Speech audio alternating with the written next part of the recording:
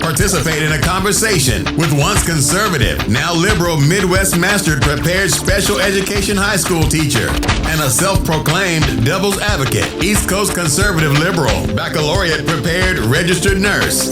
These two strangers met, became instant friends, and realized their conversations are candid and epic. So join us weekly, ask us questions, and listen to these profoundly candid friends try to solve the world's problems, one discussion at a time.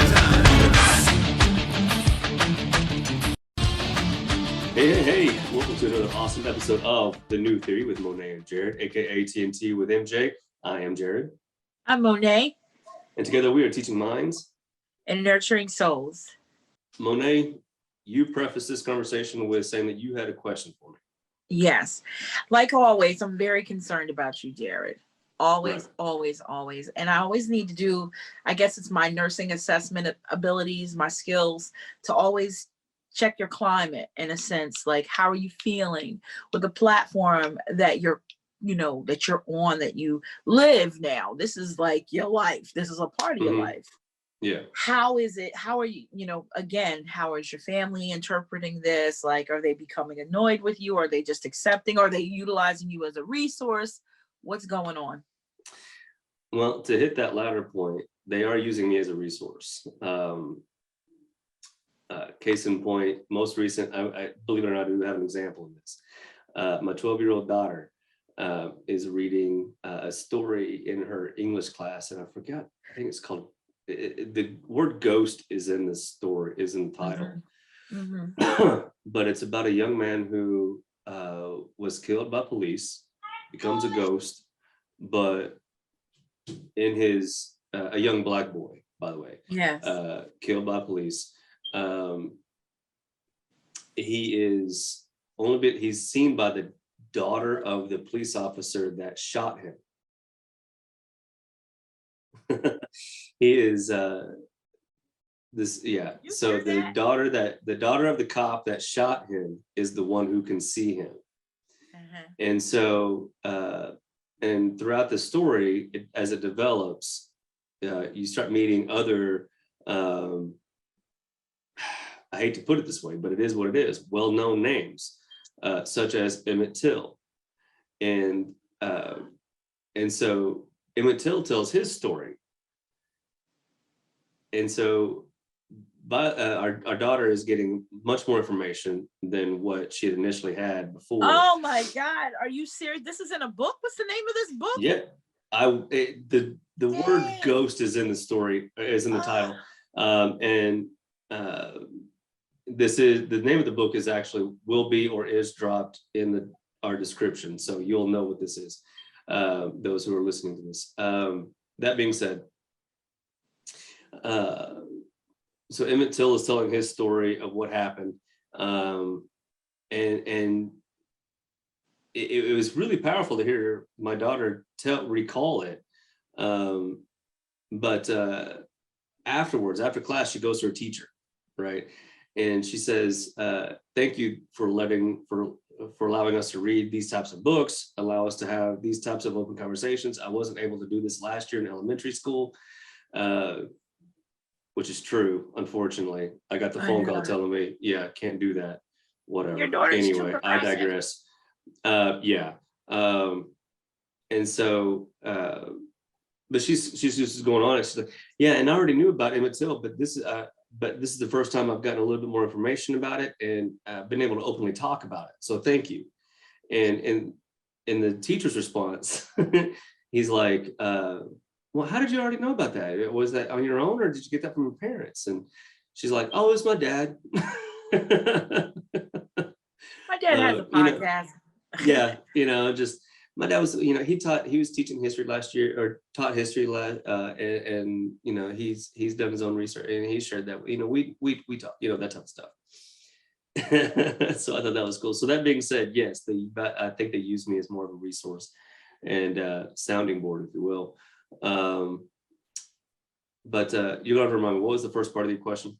Because it was like, and just how do you feel like in this, wearing this responsibility that you've acquired? Because I mean, now you know, it goes beyond a novelty. It's not a novelty anymore for you. Yeah. This is almost No, it's not. No, I'm living it. In fact, my background, so two things. My background to that point, by the way, is also a face mask for me. I've got a face mask with this very background on it. And for those that are listening, it's got a raised fist transposed onto a transgender flag on top of a pride flag, LGBTQ plus pride flag. And so I've got that as a face mask. So I was wearing that in Walmart a couple of weeks ago. And so I'm perusing, you know, I'm a Hogs fan, so I was perusing the Razorbacks section and seeing if there's something there that I could get right there. And yes, I did find something, though I didn't purchase it, but be that as it may. So I noticed this guy with his family. He's got his daughter hand in hand with him, and he's got his couple of boys behind him. And he's walking one direction behind me. Yeah. A couple of minutes later, I look to my other direction, and it's the same guy coming back from the other direction. So he deliberately turned around to address me and saying, "That's an interesting mask you got there." And I was like, "Oh yeah?" Like, "Yeah, it's kind of funny that you got inclusion and exclusion on the same mask." I was like, "What do you mean?" And sorry, my dog just snuck in. And he's like, "Well, that raised flag. What does that mean?" It's like, "Well, I got my interpretation. Clearly, you got yours. What is yours?" Fashion. And he's trying to get me to say it. I'm not even baiting it, you know. And he's like, "Fascism." I'm like, okay. Again, you got your opinion. I've got mine. And I just left it at that. I wasn't even about to. It just shook me that I'm like, really, I'm getting confronted. I wish I was more prepared. I knew I would get confronted. I wasn't prepared for when or how. And so that was on me. I should have been a little bit more prepared. It's on that. not on you. It's just no. Well, I know it's not on me. I just wish I was a little bit more prepared to be able to engage that conversation and challenge him further. But at the same time, in retrospect, I'm like, would I really wanted to do that in front of his kids? Exactly. You know? And two, because do I really now want that's to get going to to that make conflict with his kids? It's going to make him more defensive, and as opposed to him looking at it as a learning opportunity. Because what I want to say to white folks that come across this situation, you're always looking at it as a confrontational, what I know is right and what you're about to say is going to offend me, because that's what's going to happen. That's what's happening with white people. That's why they've totally turned off of the BLM movement. They are totally turned off of the transgender movement.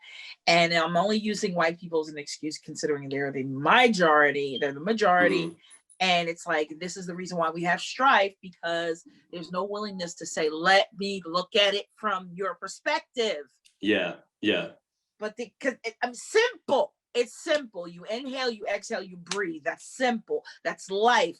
They cannot look at it from a different person's perspective. It's always like, well, I interpret it because this is all I know in my world.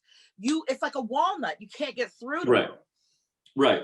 And to that point, I would say, you know, as strong as you hold your beliefs, how strong are they if you can't fucking question your beliefs? Question your beliefs. That's the sign. I mean, how strong are they if you are so put off by being questioned about them, much less questioning them yourself, you know? Yeah. How strong are they? Really, you know? So that's one account. The other one happened as recently as yesterday. So I come home yesterday and we've got a sign in our yard. I really wish you could like somehow pull that picture up and do picture in picture with it. Yeah, I'll download that. It's on our Facebook page. For the YouTube followers that are watching this, I could share the screen and show the picture, but that wouldn't do anything for the audience. So I'll just put it this way. It's a sign that says something to the effect of, "In this house, we believe that Black Lives Matter. No human is illegal. Women's rights are human rights. Science is real. love is, kindness is everything. Love is love. Diversity makes us better. Period. And that's the sign that I had in my yard, or the sign that we had in our yard, I should say. Get home yesterday. We've had this thing in our yard. This is the third fucking time we've had it that it's been stolen, by the way. We've recovered it twice before because it either escapes the person's trash or they forget about, I don't know. But it's hilarious to me. So I'm anticipating finding it again Monday morning on our walk with the dogs, but be that as it may. Yeah, no, I was fed up. It's a hate crime. And we positioned that, and I would agree with that. Unfortunately, our legal system doesn't view it that way. We had that sign position right in front of our flower bed, directly in front of our house. So for you to come up, for somebody to take that, they're having to come up onto our yard, trespass, potentially being seen. You know what I'm saying? And seen from our what we call our rec room, because there's a window there. But they don't know that, you know. So I'm just like, the fucking audacity for you to come up onto our yard, trespass no less, to steal a fucking sign that you disagree with. But it's a sign that has love in it. Exactly. So then you're just then you're just showing your hypocrisy. I mean, if you're going to tout, because I want to guess that this is a young white person or a white male. I don't care. You're white, period. You're stealing the sign because you're uncomfortable with it, because it challenges your beliefs and your faith or whatever else you want to categorize as. But Jerry, what were you saying about your neighborhood? We live in a very diverse neighborhood.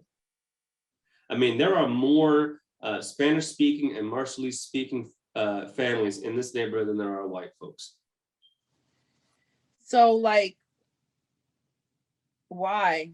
And so for you to steal a sign that basically celebrates that, love, for all intents and purposes, yeah, of all people, all kinds of people. Let's talk about that. Then you're in the wrong fucking neighborhood, dude. Yeah. Period. Sorry, I'm like I said, this is the third time that this has happened. You know, granted, you know, it's those who are playing devil's advocate. Well, why would you continue doing it if it got stolen the first or second time? You know, first time, shame on you. Second, you know, whatever. Because first we're time, different. Shame on them. Second time, shame on you. I'm like, I don't give a fuck. That's not the point. You know, we're a different generation. Yeah, you know, and so, yeah. So that's where I'm at with this climate. Is that now it's no longer how did you put it? Not necessarily virtual or taboo or but it was but now it's being lived out. Yes. It's being lived out now. You know, last year we were able to do this, or we still are, of course. Yeah. So there was kind of a sense of anonymity type situation. Yeah. But then putting our beliefs on literally out on our sleeves and on our faces and in our yard, you know, now we're getting backlash. I'm like, okay. But Jared, let's have bag will travel. Let's go. You know. Well, I have a question. So my question is, you also are still a part of this Teach the Truth campaign. Yes. Which, yes, I mean, it's so. Still, it may be moving at a, you know, I don't want to seem derogatory, but a glacial pace in a sense, because I was gonna say snail's pace, but you know. The momentum it's hard. Like, I'm still being like, I had a patient like, yeah, my biracial brother / cousin tried to teach me about race critical race theory. Yeah, critical race theory. Like, yeah. Just like you, I'm like, I can't, because it's a very passionate subject. You're already starting with this antecedent, like, negative, you know, I'm against it no matter what you're gonna say. ideology. I mean, if I tell you, talk is literally, I'm not accustomed to talking to people at brick walls because I see it and I avoid it. So therefore the conversation doesn't exist. Yeah. But it's literally like stepping into you.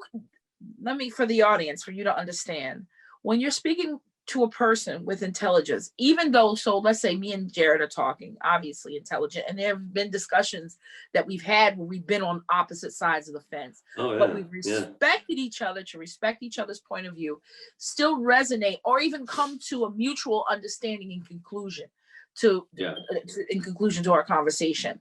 Absolutely. It is something at this age that we're currently at right now, when we meet people, when it's literally like talking to a brick wall.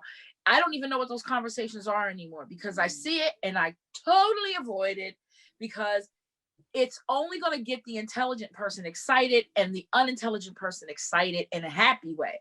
I'm going to get excited because I'm going to be very disappointed, upset, and uncomfortable by the end of the discussion.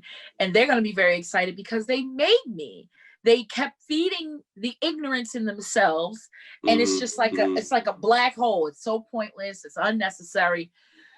And you're just like, get away from it because you can't. And whether that's a form of segregation, I think it is. I would say it is, because then you're falling into the diatribe of, for you, it'd be an angry black woman. For me, an angry progressive. Yeah. So it's like, I mean, so we're not feeding that egos. We're not feeding those egos. Don't have the time. Because I used to believe, I still have the idea, I still have the belief that everybody can be taught. We just got to find that one little nuance to break through some of their barrier to kind of get in and sneak in the, I mean, you as an educator, you got to find that common ground that, okay. And I'm tired, like, because they have retreated to beyond the hills, across the moon. I don't, like, there used to be like, okay, I could feel it, like, okay, we agree to disagree. But now it's not. It's like, oh, I'm really stupid and I like it. And well, I watched Joe Rogan. Oh, I literally, like, I could not react the way I mean, when he was like, I was like, I wanted to, like, what the fuck? I literally did say, I said, the Fear Factor guy? Like the guy that was on fucking TV show, having people eating testicles and shit. That's your fucking mother. Oh, he's very intelligent. I said, done. Right. Live in that world. Drink the fucking Kool-Aid. I wish you were not afforded the opportunity to live. So for our audience, what are you? I mean, you obviously what I'm talking about, and I purposely led you there. What's the story behind what it is you just said? Garrett, you and your tricksterisms. What do they call it? You do it to me too, so let's be fair, Yeah, right. Okay, so I'm a nurse, and our COVID numbers are going up. So I do encourage family and friends and our listeners to please just wear your masks out. I know we become so comfortable, and I'm guilty of it. Of just walking out the car, running into the Walgreens, Rite Aid, whatever, getting what you need to do and get out, or the 7-Eleven, and for us is Wawa, whatever convenience stores, Blippies, running in, getting your coffee or whatever, and running out. But no, take and then also kind of reframe in your social gatherings now, especially with the holiday seasons. Really, if you haven't been around anyone that has been exposed to COVID, I missed an 80th birthday party for a very, very, very close family friend, almost like childhood father figure, only because I am a nurse and I literally took care of a patient. We didn't know his status. Nobody had N95s on or gowns or anything. Taking care of a COVID positive patient that was very sick that actually went up to the ICU, and we didn't get the results, even though we were like, but we don't have results. Well, he was positive, so had to gown up, and I didn't want to just, even though I'm vaccinated and all that good stuff, I didn't want to cross contaminate. I didn't want to just put myself in. So I have been chastening my visits. So where's this coming from? I had a COVID positive patient because he's anti-vaxxer. totally believes there's a conspiracy theory, totally listens to Joe Rogan, that had COVID before, got the monoclonal, feels like it's the miracle drug, got COVID again, he's got the monoclonal again. And it's like, he's like, this is what fixes it. So why do we need to get vaccinated? And I'm like, we don't even know.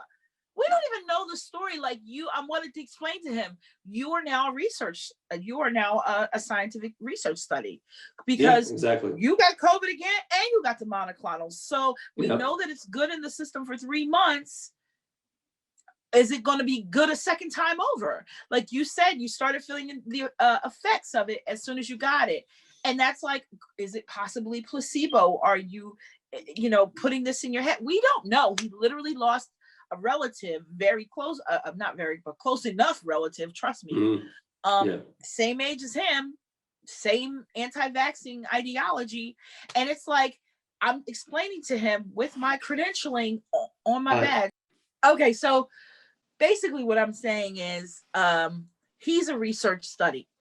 Nobody has researched a person getting, well, scientists obviously probably have, but now he's in the general public. This isn't in a lab or in a controlled environment. You've had COVID twice. You've gotten the monoclonal twice.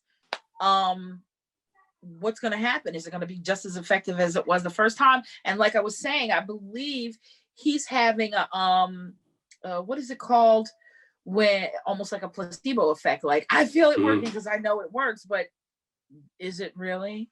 Like he's literally like, I feel so good right now, I'm probably gonna feel better, I can probably go back to work on Monday. And it's like, no, give your body a chance to heal, give your body a chance to recuperate. You have COVID. We went into this whole forgive me, discussion, I'm sorry, I'm dry. You're good. About he's like, well, I love the argument about the flu. And I was like, well, it's like when you can project, like scientists can predict, okay, how devastating an illness, in this case, how devastating COVID was, without masks, without social distancing, without restrictions, okay? The flu is deadly without, like, we were in restaurants, we're going to school, there's no masks, okay? COVID is deadly with the social distancing and the masks. And so it's like, imagine if we were living normal, okay?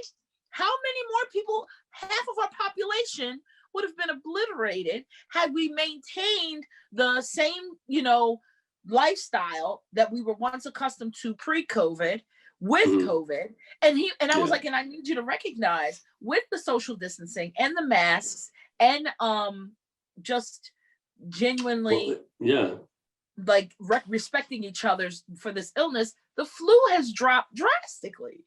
So the flu was already like not as invasive but invasive, and it's now even proven more that this is the way. I mean, so I'm like, and then with last year's data, with 2020's data, and even now the flu is like nowhere killing nowhere. People aren't even really getting sick, and people are still dying of COVID, like and with relative restrictions. So I'm like, please wake up.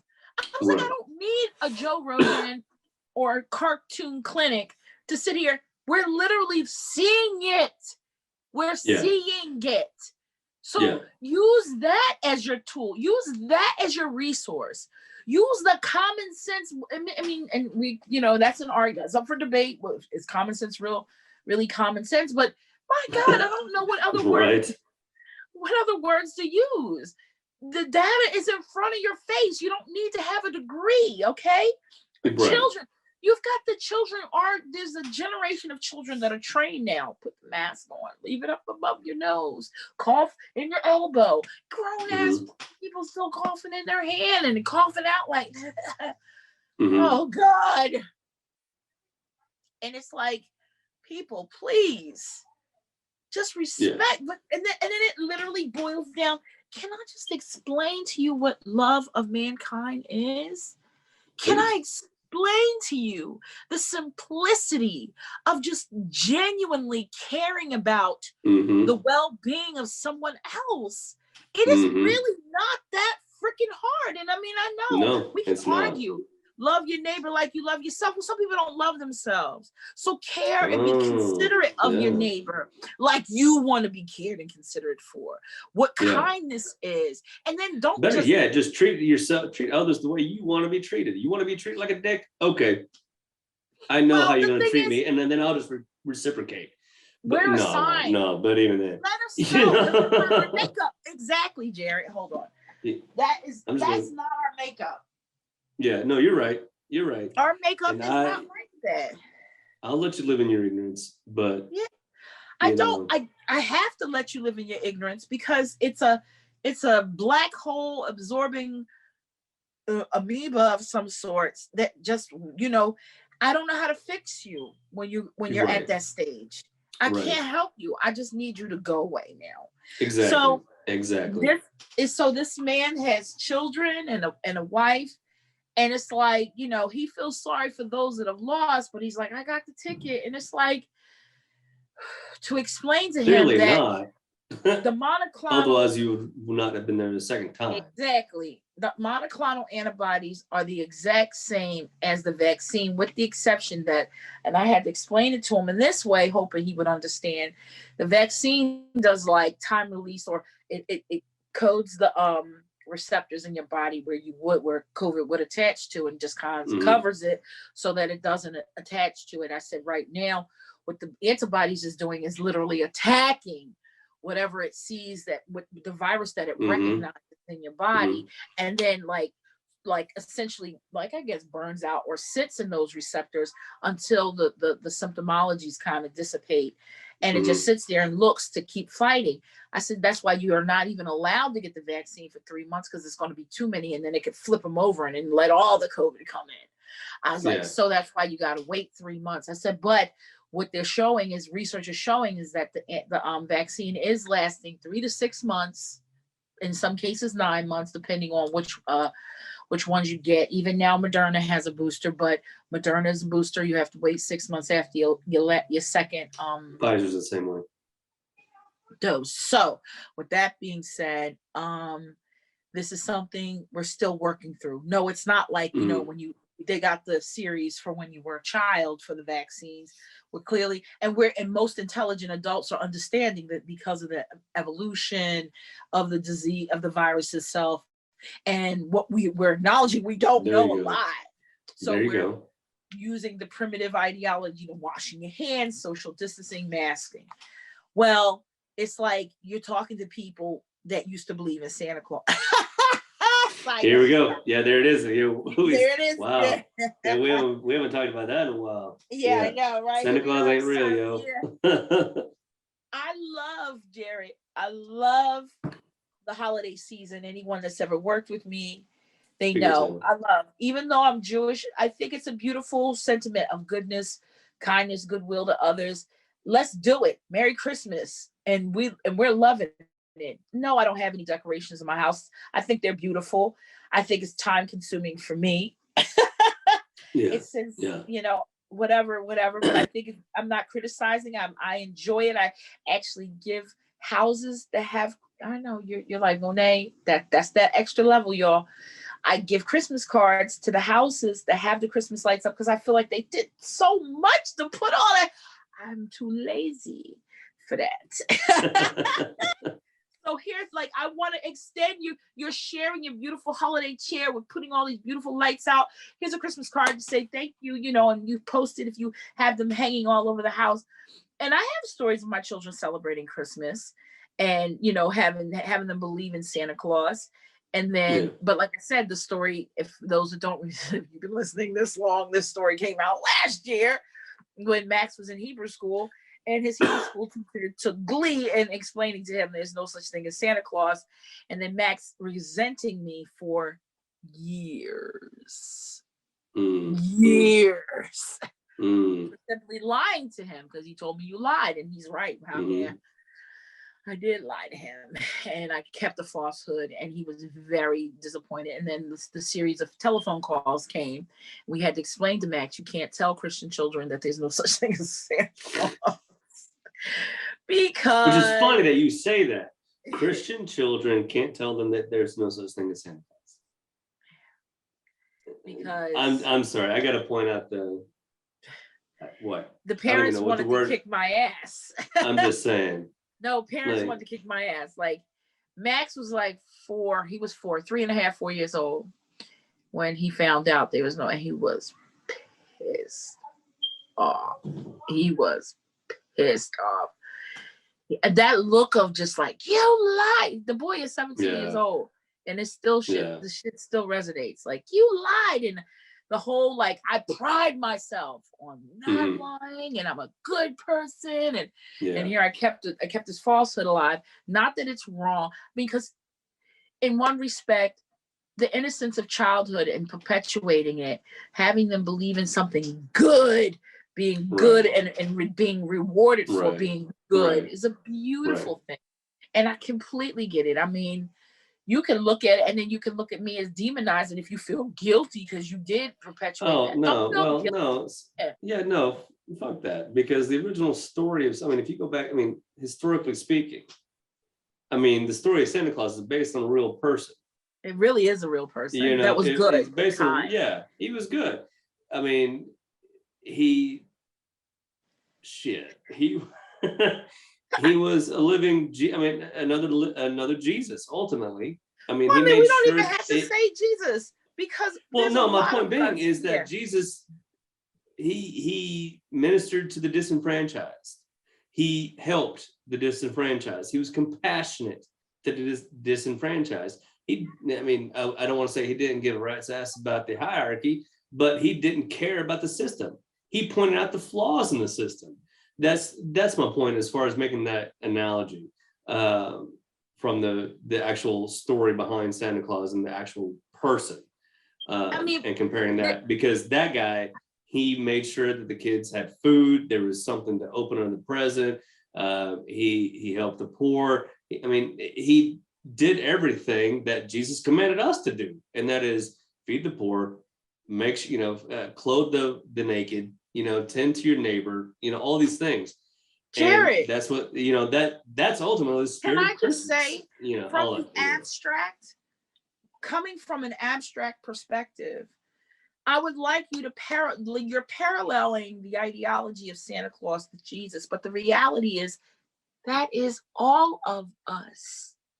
Jesus was a man that walked this planet, whether you want to look at it from a spiritual perspective, but a man that walked the planet that wanted goodness, kindness, and love for all.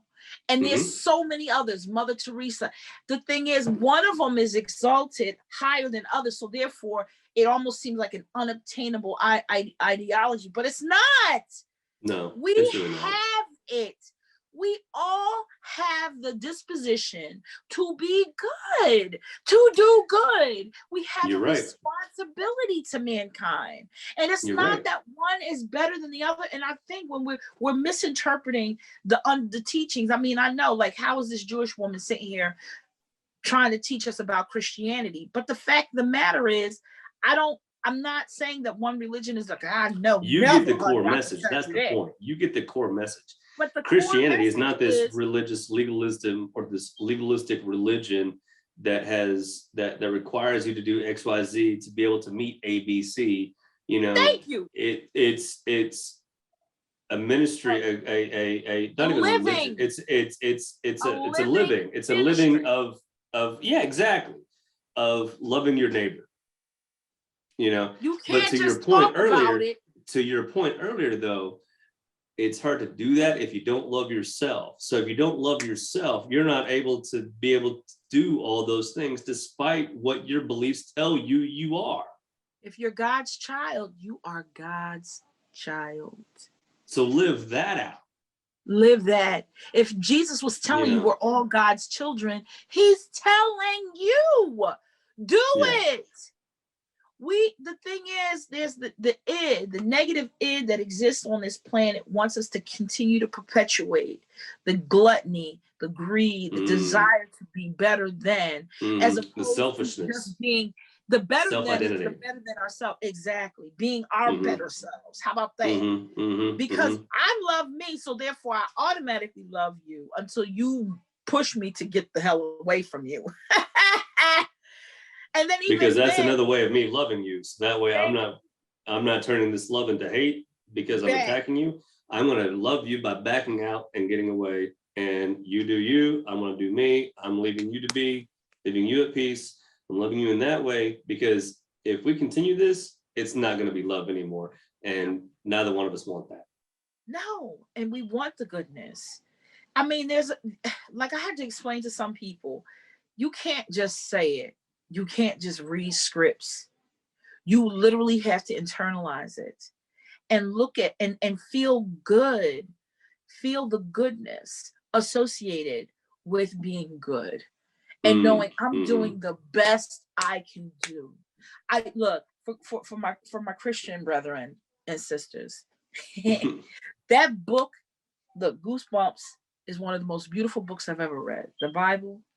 I'm not trying to cry. It's my season right now. It's my moon. So I'm trying to hold it in. Right. But the reality is the parables of proof, the existence that there is a Father. The proof that with goodness, kindness, whether you want to call it karma, whatever, if you do good, goodness will come to you. It's in your face.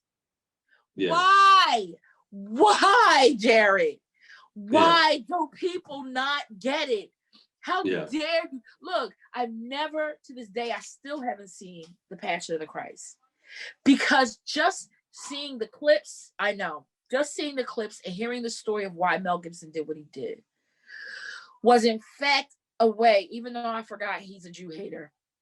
I don't necessarily care that it has with Mel Gibson. But it's a very well done movie, in my opinion. But, to love that's just my opinion. God. But the fact that everybody was white. But who cares? To love God, to love God to the extent to literally just give your life, to live that life every day. I know I live that life the best I can. Yeah. To have love and respect and thank God with drinking water. I mean, I try and I ask God for forgiveness, but I continue to try every day. The fact of the matter is that book is a beautiful testament that there is an existence of a higher something. And I'll even take it further than that. You're talking about a book that has over 66 chapters, written by numerous authors, by more than 66 authors. Let's be real. Saying the same thing. And it's a story of love from beginning to end. Period. Yeah, there's trials and tribulations in between. Always. But it's a story of love from the beginning to the end. And so that's what I find fascinating. That's one thing I find fascinating about that book. About the Holy Bible, by the way, for those who are like, oh, I don't get what you're talking about. Anyway,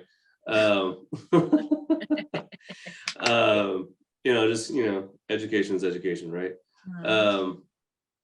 So that's one thing I find interesting about the Holy Bible in comparison to all the other books out there.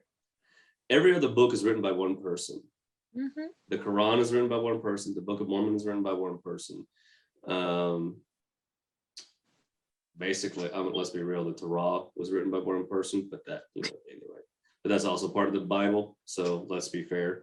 As well as Look, I'm telling you, they all got the ends, honey. Yeah, but every other religion, to my knowledge anyway, and if there's someone out there listening and you have more knowledge than I do, please correct me. I welcome that. Exactly. Education is education. I don't know what I don't know. So if you have something that I don't know, please let me know. I want to know. But be that as it may, every other religion on the planet that I'm aware of is one book, one author. Whereas Christianity, their Holy Bible is 66 chapters, written by more than 66 authors. So let's be real about that.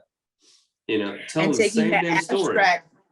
Taking the abstract perspective and saying, what is the general point of what you're, okay, I get it. And going back to your sign, how you sitting here calling yourself a Christian, or maybe they're not calling themselves a Christian, but you living in a community where this religion is very popular. Exactly. And you see a sign that says love is love, and you want to fucking snatch it up off somebody's, you fucking asshole. Like, so I'm gonna call you out with you for what you're, and so I did. I really did. I publicly posted on Facebook to the a-hole who has stolen this sign from our yard, who lives in this neighborhood. That's right. I posted a sign. I posted 2 pictures, one of the sign that was stolen and one of our neighborhood.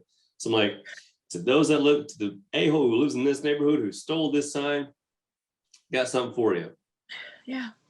If you have the fucking audacity to come up on my yard, the least you can do is come and knock on my door and ask me to remove it. That's a neighborly thing to do. That's a loving thing to do. But of course not.